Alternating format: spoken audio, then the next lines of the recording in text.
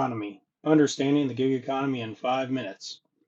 In 1998, a young man joined the Navy right out of high school. He was tired of school and didn't want to continue the traditional education path.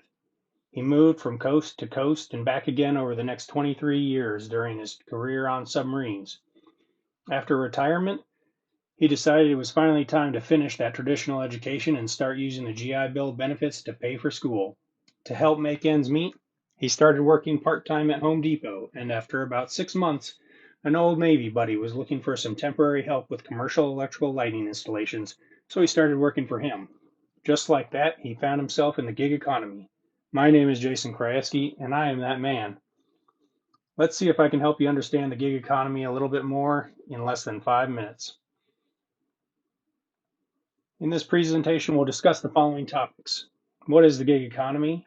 Growth of the gig economy, workers' benefits and challenges, the same thing but for employers, difficulties with regard to traditional industries, and my conclusion. So what is the gig economy?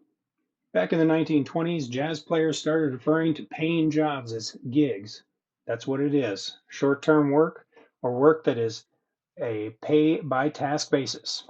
Today, much of this work is performed digitally with no physical interaction between employer and employee. As discussed, the gig economy started back in the 1920s. By the 1930s, during the Great Depression, families lost their farms because they were unable to pay their debts. These farmers essentially became migrant workers trying to provide for their families.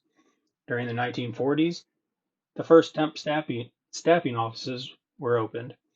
By the 1990s, approximately 10% of the workforce were made up of these temporary workers.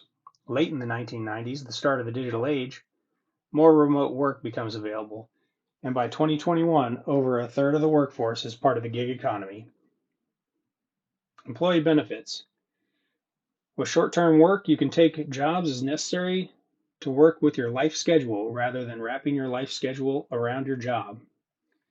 It also provides workers with opportunities for a variety of work in different specialties. These different opportunities can lead to gaining new skills and possibly breaking into new industries. A large benefit is autonomy. Not having a micromanaging boss over your shoulder all day, no one checking the time clock to see what time you got to work. You do the work, you turn it in, and you get paid. Finally, tax deductions are possible if you're hired as an independent contractor. That could have its own dedicated presentation, but there are absolutely benefits that can be had. Employee challenges. No longer will you have to have access to company-sponsored healthcare, which can be a huge problem for some people. The responsibility of saving for retirement is solely based on the worker, and no company contribution matching either. Paid time off is a thing of the past. You do not accrue sick days or paid holidays. If you don't work, you don't get paid. The protection of unemployment benefits is more than likely unavailable as well, as this is normally tied to traditional employment. And finally, training. Some companies provide in-house training or paid training opportunities to their employees. This will not be available. Employer advantages. A primary advantage is the cost savings. Many of the employee benefits all cost the company money. This also takes into account the no need for office space, equipment, or other resources. As far as scalability and flexibility, if the holiday season is approaching and you need more workers, you scale up. As the need declines, you scale back down. This gives companies the opportunity to change their workforce with market conditions. Sometimes you need someone with special skills. Being able to look into the global talent pool and pick a specialist could be better than asking a current employee to take the job and see them produce substandard results. Less traditional employees means less problems, less payroll issues, less labor disputes, and less HR personnel needed to solve all those problems.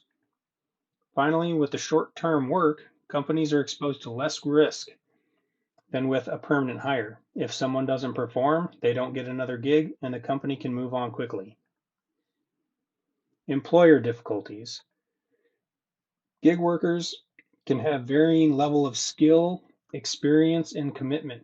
This can lead to issues with quality of work. Hiring qualified gig workers can be difficult, and retaining those good workers can be challenging.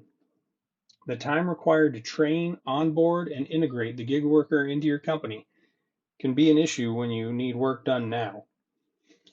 Full-time workers may see gig workers as getting the good jobs, or they may see them as a risk to their job security, lowering overall company morale. Impact on traditional jobs and industry. Through competition, traditional industries have needed to adopt and improve to keep up with the gig-based services. This has led to better efficiency and cost reductions. Specifically, taxi drivers are now competing with rideshare programs, resulting in less income and fear of work's instability. The gig-based businesses may not need to follow all regulations as compared to traditional businesses. This can leave traditional businesses at a disadvantage. Finally, the impact on local economies can be felt through issues like job creation, taxes, and community engagement. In conclusion, there are many aspects to the gig economy, and the pros and cons is provided to workers and employers. It raises many concerns and requires critical thinking on how to manage this movement properly. I don't expect the gig economy to shrink or stagnate, but rather to continue its growth well into the future.